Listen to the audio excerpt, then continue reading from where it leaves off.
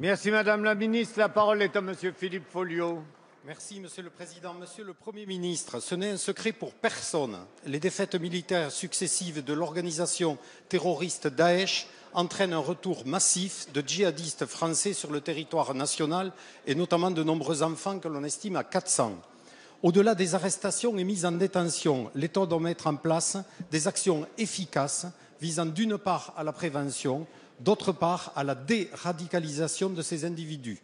En 2016, vous aviez lancé un programme dans lequel était prévue l'ouverture de plusieurs centres de déradicalisation appelés centres de prévention, d'insertion et de citoyenneté. Le premier d'entre eux, ouvert en novembre 2016 à Poutourny, semble être un échec cuisant. Alors, quel bilan? Le nombre de pensionnaires, jamais plus de 7, alors même qu'il y aurait dû y en avoir 25 fin décembre. Aujourd'hui même, alors qu'un a pris la poudre d'escampette pour tenter de rejoindre la Syrie, il n'y aurait que 3 individus pour 12 personnels encadrants. Le coût, près d'une dizaine de millions d'euros pour l'État pour si peu de résultats. L'organisme gestionnaire en pleine déliquescence. Certaines de nos collègues, notamment de la majorité, dénoncent la faillite de ce concept, due à la fois à des critères jugés trop flous et à la difficulté de recruter des candidats. Si malgré tout le gouvernement s'entête à cette expérimentation, la défiance et les tensions sur place sont maximales, à tel point que certains parleraient déjà de fermeture. Ainsi, Monsieur le Premier ministre, quelle est très concrètement aujourd'hui la situation du centre de Poutourny et plus généralement du programme dans lequel il se place? L'ensemble des financements mis à disposition des associations et des centres publics ont-ils été utilisés de manière efficace et transparente? La nouvelle direction du CIPDR et la déliquescence de ce service qui gère cette politique pose problème. La France, qui fait cavalier seul en Europe, obtient-elle de meilleurs résultats que ses voisins? Merci. La parole est à Monsieur Bruno Le Roux, ministre de l'Intérieur.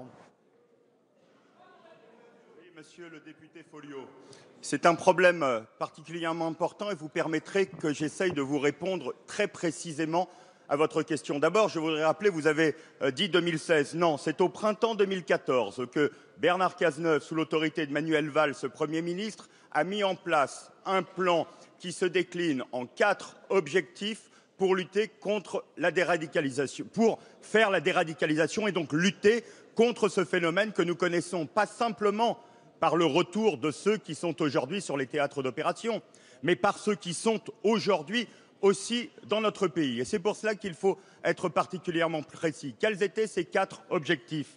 D'abord, la détection des comportements et des situations à risque par un numéro vert et par la mise en place du Centre national de prévention de la radicalisation. Au jour d'aujourd'hui, c'est 5 600 signalements qui sont arrivés par ce numéro vert.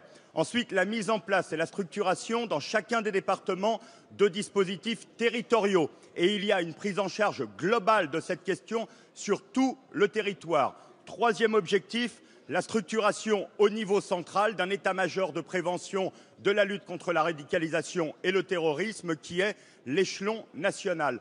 Enfin, une professionnalisation de la filière dont le centre de Pontourny n'est qu'une des expérimentations. Il s'en mène de nombreuses sur le territoire parce que, tout comme vous, nous ne sommes pas sûrs aujourd'hui de la prise en charge qu'il convient de faire sur ce genre de radicalisation et qu'il convient de travailler avec des équipes pluridisciplinaires, avec des responsables religieux qui peuvent intervenir, qui peuvent travailler à nos côtés dans le cadre républicain. Donc je vous confirme que nous ferons une évaluation précise à la fin de l'année scolaire de tous ces centres. J'ajoute que dans celui que vous me citez, aucun de ceux qui y étaient n'a posé le moindre problème au niveau local et c'est pour ça que je continuerai à défendre cette expérimentation. Merci.